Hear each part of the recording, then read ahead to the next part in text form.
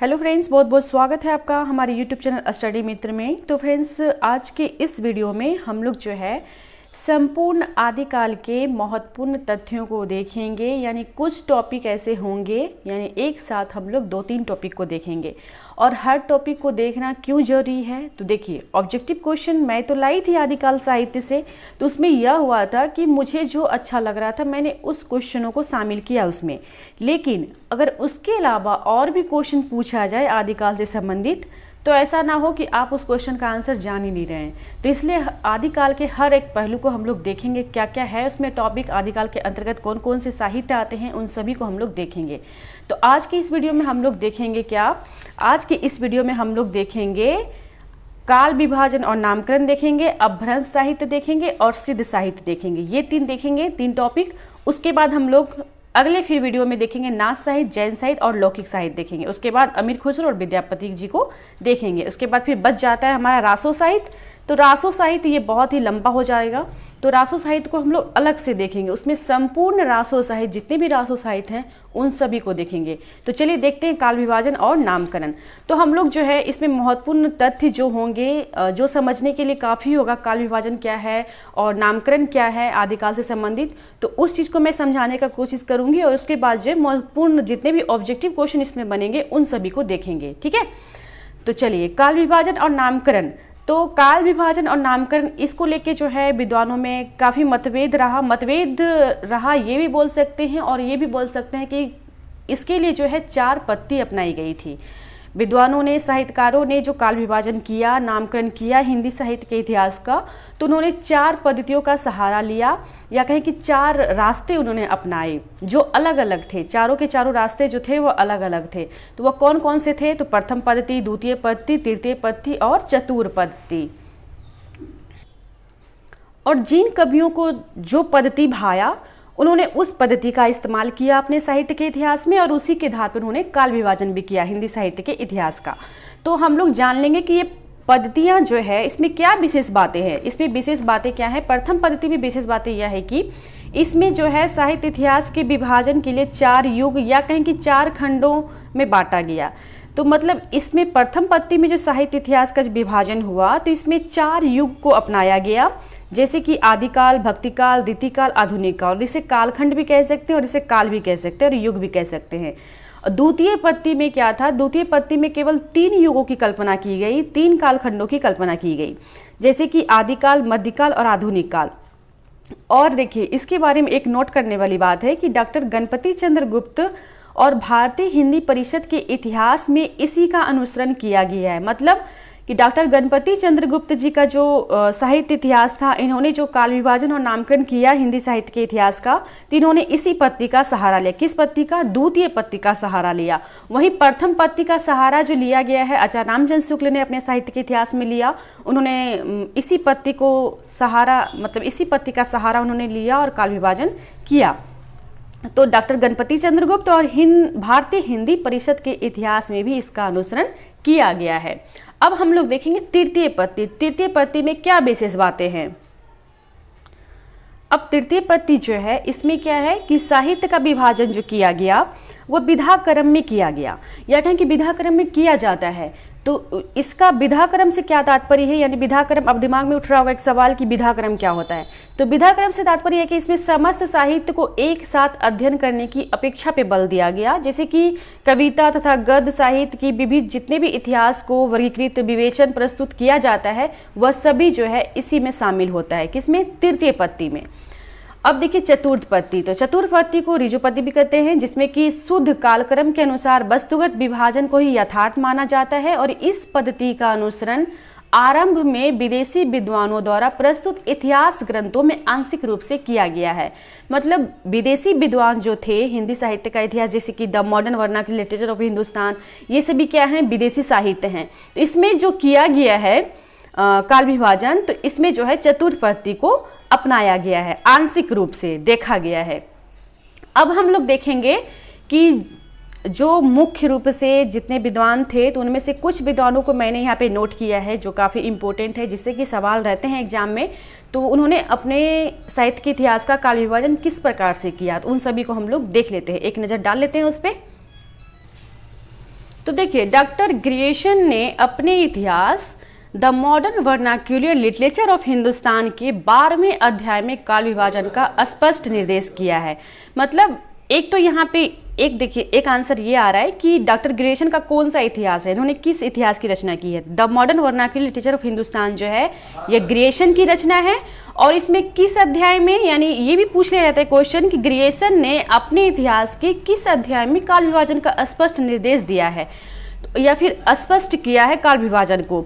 तो 12वें अध्याय में the modern vernacular literature of Hindustan के कौन से अध्याय, 12वें अध्याय में काल विभाजन का इन्होंने निर्देश दिया है। अब देख लेते हैं इनके अनुसार जो काल विभाजन प्रस्तुत है 12वें अध्याय में किस प्रकार से इन्होंने काल विभाजन किया। तो देखिए, चारण काल 700 से 1300 ईस्वी, उसके बाद है 15वीं शताब्दी का धार्मिक पूर्ण जागरण, उसके बाद है जयसी की प्रेम कविता, उसके बाद है ब्रज का कृष्ण काव्य, उसके बाद है मुगल दरबार, इससे आगे है फिर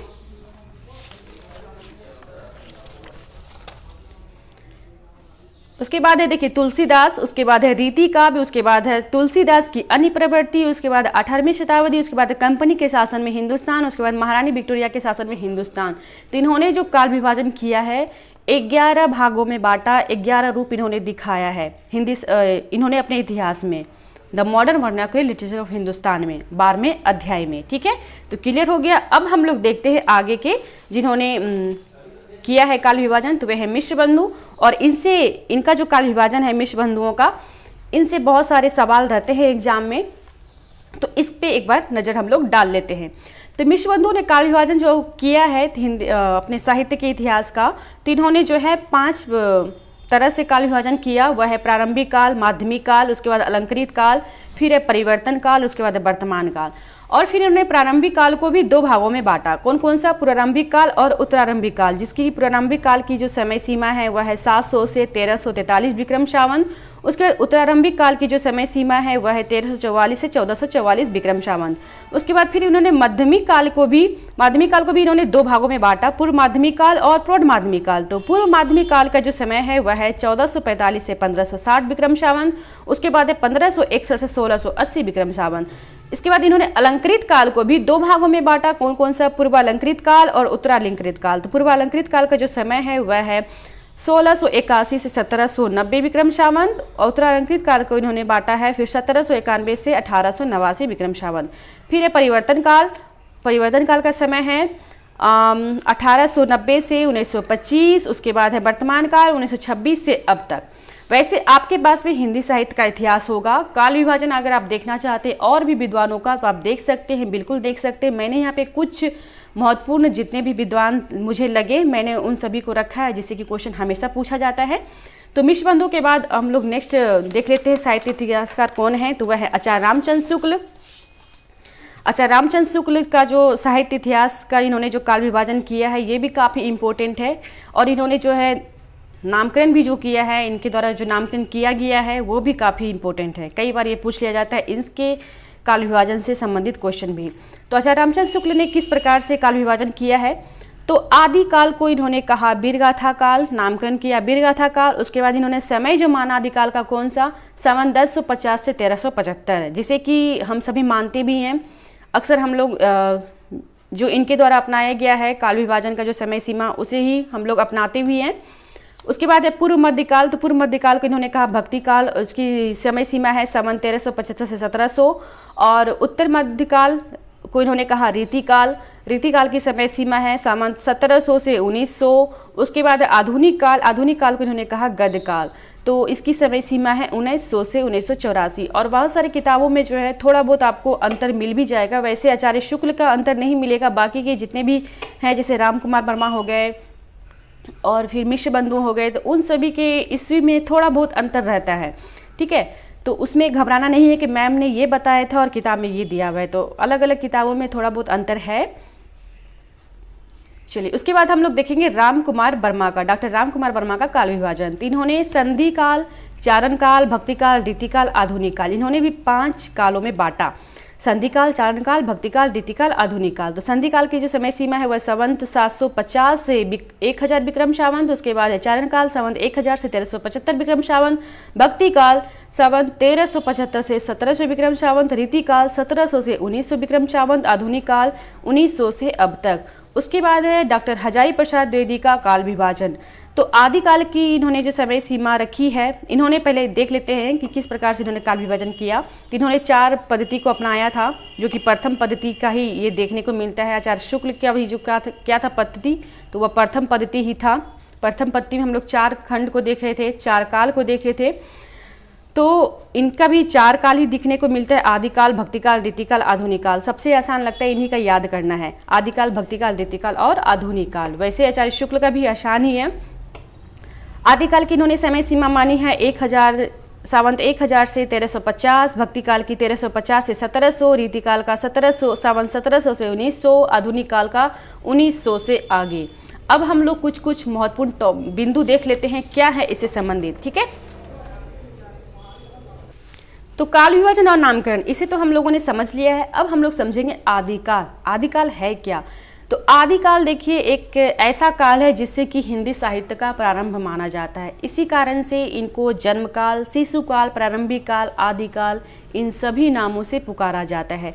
अगर आपके सामने आ जाए कि जन्मकाल किसे कहते हैं तो आदिकाल को कहते हैं, शिशुकाल किसे कहते हैं तो आदिकाल को कहते हैं, प्रारंभिक काल किसे कहते हैं तो आदिकाल को कहते हैं। और प्रारंभिक काल मिश्र बंधुओं ने जो काल विभाजन किया उसमें हम लोग देखे थे ना, तो प्रारंभिक काल इन्होंने आदिकाल को कहा है। उसके बाद आदिकाल, तो आदिकाल ये हजारी प्रसाद द्विवेदी जी ने कहा है आदिकाल को आदिकाल, वो आगे हम लोग देखेंगे ऑब्जेक्टिव क्वेश्चन में भी।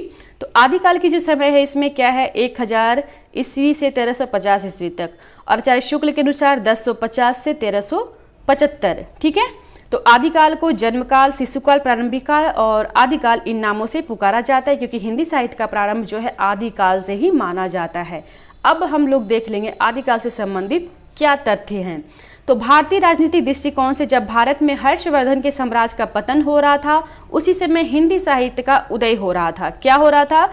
जब राजनीतिक दृष्टि से भारत में क्या हो रहा था, हर्षवर्धन के साम्राज्य का पतन हो रहा था, और उस समय जो हिंदी साहित्य का क्या हो रहा था, उदय हो रहा था। डॉक्टर नगेंद्र के अनुसार भाषा की दृष्टि से अपभ्रंश का विकसित रूप ही हिंदी साहित्य का आदिकाल है। इन्होंने कहा कि भाषा की दृष्टि से अपभ्रंश का जो विकसित रूप है वही है हिंदी साहित्य का आदिकाल। आदिकाल साहित्य की आदिकालीन सामग्री में उत्तर अपभ्रंश की सभी रचनाओं का समावेश किया जाता है। हिंदी साहित्य की आदिकालीन सामग्री में किसका समावेश किया जाता है? तो उत्तर अपभ्रंश की सभी रचनाओं का इसमें समावेश किया जाता है। उसके बाद है उत्तर अपभ्रंश को पुरानी हिंदी अवहट के नाम से भी पुकारा जाता है। उत्तर अपभ्रंश को किस नाम से पुकारा जाता है? तो पुरानी हिंदी और अवहट, इन दोनों नामों से पुकारा जाता है। और ये जो है इम्पोर्टेंट है कि कई बार ये पूछ लिया जाता है कि पुरानी हिंदी को और किस नाम से जाना जाता है, तो अपभ्रंश के नाम से जाना जाता है। और पुरानी हिंदी किसे कहा जाता है? तो उत्तर अपभ्रंश को कहा जाता है, ठीक है। चंद्रधर शर्मा गुलेरी ने सर्वप्रथम उत्तर अपभ्रंश को पुरानी हिंदी का नाम दिया। ये भी पूछ लिया जाता है कि किसने उत्तर अपभ्रंश को पुरानी हिंदी का सर्वप्रथम नाम दिया, तो चंद्रधर शर्मा गुलेरी ने, ठीक है। डॉक्टर भोला शंकर व्यास ने हिंदी की आरंभिक रूप को अवहट कह के पुकारा। आचार्य शुक्ल ने पुरानी हिंदी को प्राकृताभास हिंदी कह के पुकारा। आचार्य हजारी प्रसाद द्विवेदी ने आदिकाल को अत्यधिक विरोधों एवं व्याघातों का युग कह के पुकारा। और ये काफी इंपॉर्टेंट है, ये कई बार ये पूछा गया कि अत्यधिक विरोधों एवं व्याघातों का युग आदिकाल को किसने कहा? तो आचार्य हजारी प्रसाद द्विवेदी जी ने कहा। अब हम लोग देख लेते हैं कुछ और भी महत्वपूर्ण तथ्य, उसके बाद हम लोग ऑब्जेक्टिव क्वेश्चन को देखेंगे, ठीक है। तो आचार्य रामचंद्र शुक्ल के अनुसार आदिकाल का समय जो है महाराजा भोज के समय से लेकर हमीरदेव के समय के कुछ पीछे तक माना जा सकता है। आचार्य रामचंद्र शुक्ल ने माना कि आदिकाल का जो समय है वह क्या है, महाराजा भोज के समय से लेकर हमीरदेव के समय के कुछ पीछे तक माना जा सकता है। डॉक्टर नागेंद्र के अनुसार आदिकाल का समस्त हिंदी साहित्य आक्रमण और युद्ध के प्रभावों की मन स्थितियों का ही प्रतिफलन है। इन्होंने माना, डॉक्टर नागेंद्र ने क्या माना कि आदिकाल का जो समस्त साहित्य है ना वह क्या है, आक्रमण और युद्ध के प्रभावों से, यानी प्रभावों की जो मन स्थितियों का जो प्रतिफल है उसी का प्रतिफलन इन्होंने माना।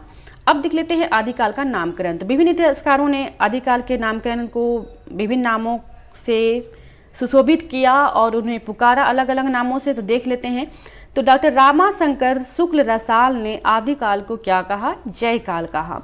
वासुदेव सिंह ने उद्भव काल कहा आदिकाल को। वासुदेव सिंह ने आदिकाल को क्या कहा? उद्भव काल। और ये सभी जो नामकरण है काफ़ी इंपॉर्टेंट है और इसे ही आप ध्यान में रखेंगे। जहाँ पे मुझे लगेगा कि इंपॉर्टेंट है, जिससे कि क्वेश्चन बनते हैं, जो पूछे जाते हैं, वहाँ मैं बताऊंगी आप सभी को, तो आप सभी जरूर उसे नोट करते जाएंगे। तो वासुदेव सिंह ने उद्भव काल किसे कहा? तो आदिकाल को कहा। महापंडित राहुल संस्कृतान ने शरपाद को हिंदी का प्रथम कवि माना है। शरपाद को हिंदी का प्रथम कवि किसने माना है? तो महापंडित राहुल संस्कृतान ने शरपाद को हिंदी का प्रथम कवि माना है। अब हम लोग नामकरण से संबंधित देख लेते हैं वस्तुनिष्ठ प्रश्न को, जो कि किसी न किसी एग्जाम में पूछे गए हैं। तो आदिकाल को चारण काल किसने कहा? तो ग्रियर्सन ने कहा। सभी में टिक लगा हुआ है, ज़्यादा ऑप्शन बताने की जरूरत नहीं है, बिल्कुल मैं आंसर ही बताते जाऊंगी। तो आदिकाल को चारण काल किसने कहा? तो ग्रियर्सन ने कहा। आदिकाल को प्रारंभिक काल किसने कहा? तो विश्वबंधु ने कहा। आदिकाल को बीज वपन काल किसने कहा? तो आचार्य महावीर प्रसाद द्विवेदी ने कहा। सारे के सारे आप लोग सभी नोट कर लेंगे जरूर। आदिकाल को वीरगाथा काल किसने कहा? तो आचार्य रामचंद्र शुक्ल ने कहा। आदिकाल को शिष्य समांत काल किसने कहा? तो पंडित राहुल संस्कृतानंद ने कहा। आदिकाल को वीर काल किसने कहा? तो आचार्य विश्वनाथ प्रसाद मिश्र ने कहा। आदिकाल को संधिकाल व चारण काल किसने कहा? तो डॉक्टर रामकुमार वर्मा ने कहा। आदिकाल को आदिकाल किसने कहा? तो आचार्य हजारी प्रसाद द्विवेदी ने कहा। आदिकाल को आदिकाल किसने कहा? आचार्य हजारी प्रसाद द्विवेदी ने कहा। आदिकाल को आधार काल किसने कहा? तो सुमन राजे ने कहा। तो ये थे आदिकाल से संबंधित महत्वपूर्ण तथ्य और कुछ ऑब्जेक्टिव क्वेश्चन। उम्मीद करती हूँ कि आप सभी को अच्छा लगा होगा। बढ़ते हैं हम लोग नेक्स्ट टॉपिक की ओर। अब है अपभ्रंश साहित्य। तो अपभ्रंश साहित्य में भी मैंने बहुत सारे जितने भी तथ्य थे उससे मैंने ऑब्जेक्टिव क्वेश्चन ही बना लिया है और ऑब्जेक्टिव क्वेश्चन को ही मैंने रखा है। ठीक है, तो पहला क्वेश्चन स्टार्ट हो जाता है कि डॉक्टर रामकुमार वर्मा ने अपभ्रंश भाषा का प्रथम कवि किसे माना है? तो स्वयंभू को माना है। सारे के सारे तथ्य इसी में आ जाएंगे ऑब्जेक्टिव क्वेश्चन में ही। जितने भी तथ्य बन रहे थे मैंने उन सभी को नोट कर दिया है ऑब्जेक्टिव के रूप में। तो डॉक्टर रामकुमार वर्मा ने अपभ्रंश भाषा का प्रथम कवि किसे माना है? स्वयंभू को माना है। स्वयंभू किस सदी के कवि हुए? तो 8वीं सदी के कवि हुए। ये सारे के सारे क्वेश्चन इतने इंपॉर्टेंट हैं कि मैं बता नहीं सकती। और ये स्वयंभू वाला तो जो है ये 8वीं सदी वाला, ये बहुत बार पूछा गया है एग्जाम में। तो जैन परंपरा के प्रथम कवि किसे माना जाता है? तो जैन परंपरा का प्रथम कवि जो है स्वयंभू को माना जाता है। स्वयंभू की कितने ग्रंथों की संख्या है? तो स्वयंभू के ग्रंथों की जो संख्या है वह है 3। और मैं बताई भी थी कौन कौन से ग्रंथ हैं इनके। तो कौन कौन से ग्रंथ हैं? पुवमचिरयु, ऋठुमणिचर्यु और स्वयंभू छंद। ठीक है,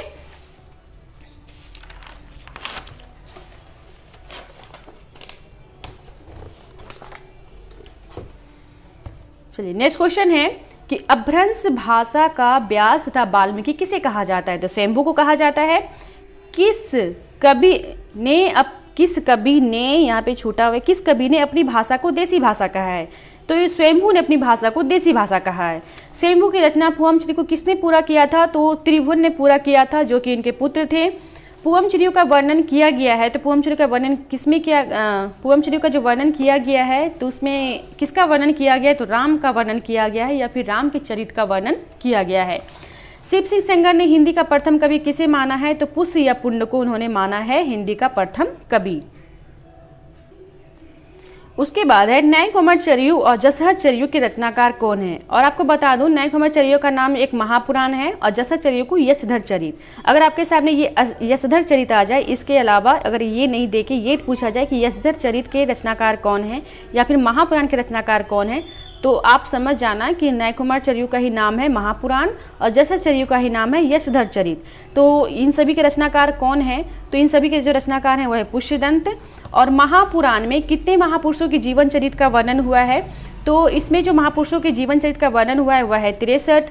और हिंदी के भभूति या अपभ्रंश का भभूति के नाम से जो जाने जाते हैं वह कौन है? हिंदी के भभूति या कहीं कि अपभ्रंश के भभूति के नाम से जो जाने जाते हैं वह जाने जाते हैं पुष्यदंत।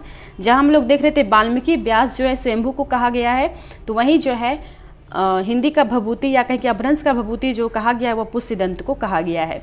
पुष्यदंत को किसने भाखा की जड़ कहा है? तो पुष्यदंत को शिव सिंह सेंगर ने कहा है भाखा की जड़।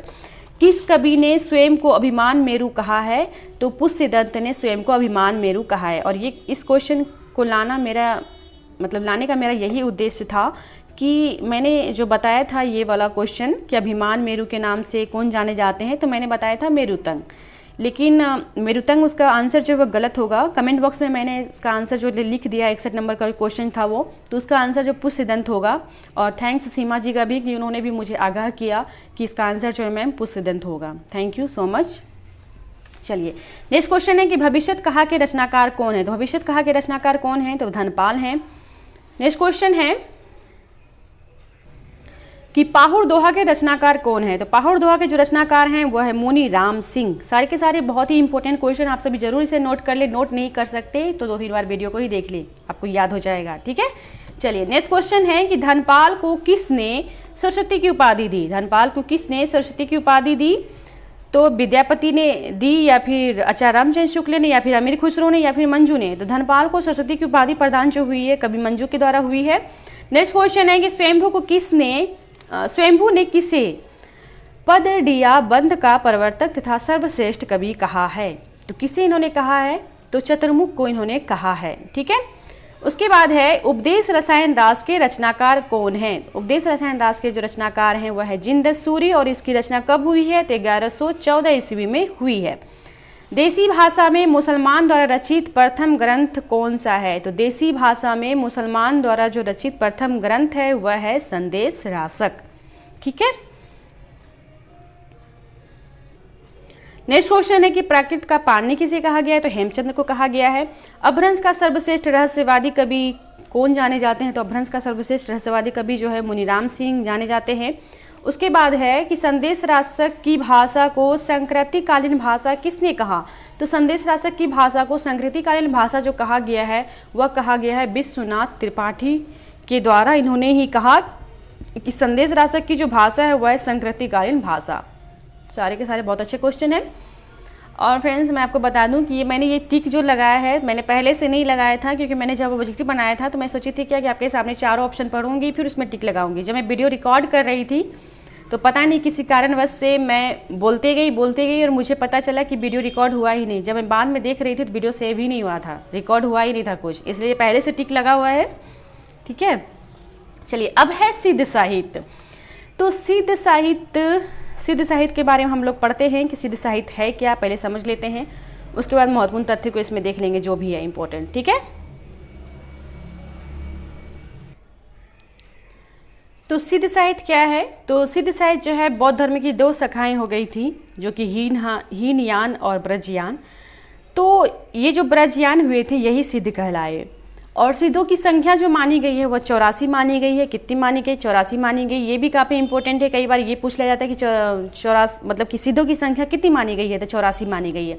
और आपको एक ट्रिक बता देती हूँ कि जैसे कि सिद्ध साहित्य के जितने भी 84 सिद्ध हुए तो उन सभी के नामों के पीछे जो है पा लगा हुआ है। एक कॉमन चीज़ है पा पहचानने के लिए। अगर आपके पास जैसे क्वेश्चन आ जाए सिद्ध साहित्य से और पूछ दिया जाए कि सिद्ध साहित्य के कवि को छांटें या फिर सिद्ध साहित्य के कवि इसमें से कौन है, तो आपके लिए एक कॉमन चीज़ है कि हर नाम के पीछे जो है जितने भी 84 सिद्ध हुए सभी के नामों के पीछे जो है पा लगा हुआ है। ठीक है, वैसे आप हिंदी साहित्य के इतिहास को देखेंगे, कोई भी बुक है आपके पास उसमें 84 सिद्धों का नाम दिया हुआ है, एक बार आप उसे पढ़ जाएं तो आपके लिए काफ़ी अच्छा है।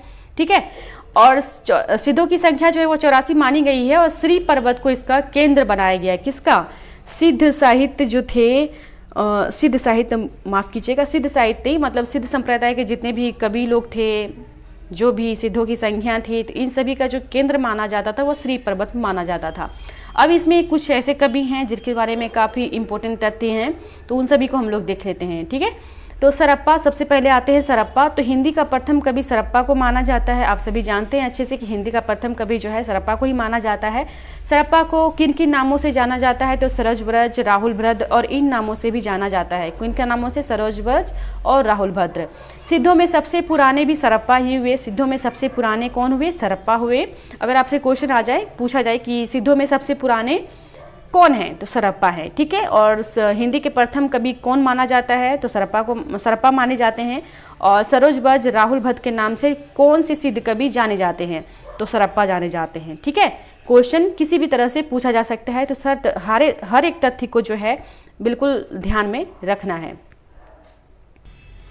नेक्स्ट पॉइंट है कि सिद्धों की भाषा को संध्या भाषा कहा जाता है, जिसे कि संध्या भाषा भी कहा जाता है। और संध्या भाषा से तात्पर्य यह है कि अंतःचेतनात्मक अनुभूति की भाषा, एक ऐसी भाषा जो अंतरात्मा से एक अनुभूति प्रदान करे, वही एक भाषा है। ठीक है, मतलब अंतःसंधानात्मक अनुभूति की भाषा। तो सिद्धों की भाषा को क्या कहा जाता है? संध्या भाषा कहा जाता है। राहुल संस्कृता ने सरप्पा का समय जो है 769 ईस्वी माना है। राहुल संस्कृता ने सरप्पा का समय कब से माना है? तो 769 ईस्वी माना है। सरप्पा के ग्रंथों की संख्या 32 बताई जाती है, लेकिन उनमें से दोहा कोश जो है काफ़ी प्रसिद्ध है, जिसके बारे में हम सभी जानते हैं, सुने भी ये नाम। दोहा कोश किनकी रचना है? तो सरप्पा की रचना है। दोहा कोश का संपादन किसने किया? तो डॉक्टर प्रबोध बागीची ने किया। दोहा कोश में तिलोप्पा सरप्पा के दोहे संग्रहित हैं। दोहा कोश में किसके किसके दोहे संग्रहित हैं? तो तिलोप्पा और सरप्पा के दोहे संग्रहित है। और इनके संबंध में डॉक्टर बच्चन सिंह ने लिखा है कि आक्रोश की भाषा का पहला प्रयोग जो है सरप्पा में ही दिखाई देता है। आक्रोश की जो भाषा का पहला प्रयोग दिखाई देता है वह सरप्पा में ही दिखाई देता है। अब यहाँ पे थोड़ी सी नोट करने वाली बात है कि सिद्धों की भाषा जो संध्या भाषा है, जिसे कि संध्या भाषा के नाम से भी जानते हैं, तो यह जो नाम दिया गया था, तो किसके द्वारा नाम दिया गया था? यह नाम जो दिया गया था मुनिदत्त तथा अद्वैय ब्रज के द्वारा दिया गया था। ये भी काफ़ी इंपॉर्टेंट है, इसे आप ध्यान में रखेंगे। इसके बाद है सरप्पा के बाद है सबरपा। इनका जन्म जो है सन 780 ईस्वी में हुआ था क्षत्रिय कुल में। इनके गुरु कौन हुए? सरप्पा इनके गुरु हुए। सरप्पा किनके गुरु हुए? सबरपा के गुरु हुए। ठीक है, और सरप्पा के शिष्य कौन हुए? तो सबरपा हुए। सबरपा के गुरु कौन हुए? सरप्पा हुए। हर तरह से हम लोग जान गए। अब बढ़ते हैं आगे नेक्स्ट पॉइंट की ओर। इनके बारे में क्या है इंपॉर्टेंट।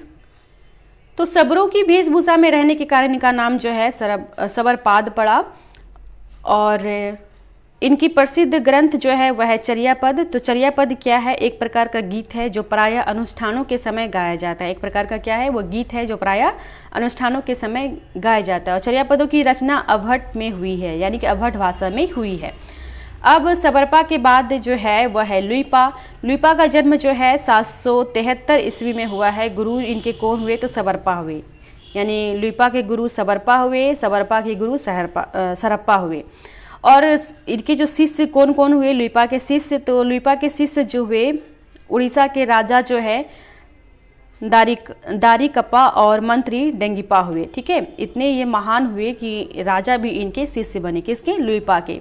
तो 84 सिद्धों में लुइपा का स्थान प्रथम तथा सबसे ऊंचा माना गया। 84 सिद्ध जो हुए उसमें लुइपा का स्थान प्रथम तथा सबसे ऊंचा माना गया है। डोम्बिपा, जन्म इनका सन 1840 ईस्वी में हुआ। लुइपा के बाद है डोम्बिपा, तो इनका जन्म जो है 1840 ईस्वी में हुआ। गुरु इनके कौन हुए? विरुप्पा हुए।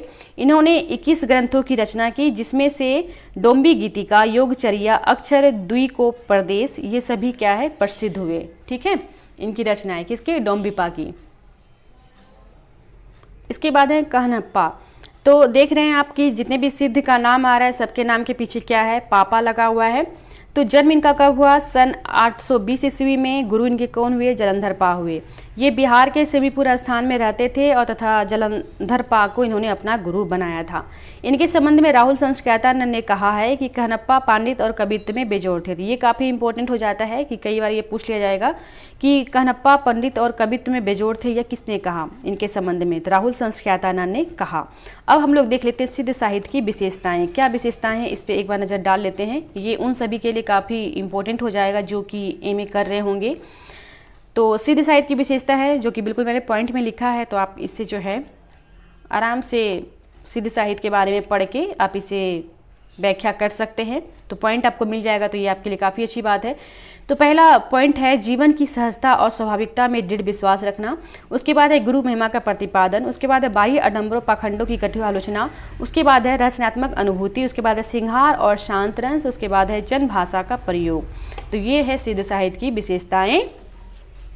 तो हम लोगों ने कितने टॉपिक को कंप्लीट किया? तो हम लोगों ने कितने सारे टॉपिक, तो काल विभाजन, नामकरण, अभ्रंश साहित्य और सिद्ध साहित्य। नेक्स्ट वीडियो में हम लोग नाथ साहित्य, जैन साहित्य, लौकिक साहित्य ये करेंगे। उसके बाद अमीर खुसरो होगा तो अमीर खुसरो भी कर लेंगे और विद्यापति जी को भी कर लेंगे। उसके बाद जो है रासो साहित्य बचेगा। उसके बाद आदिकाल जो है पूरा का पूरा समाप्त।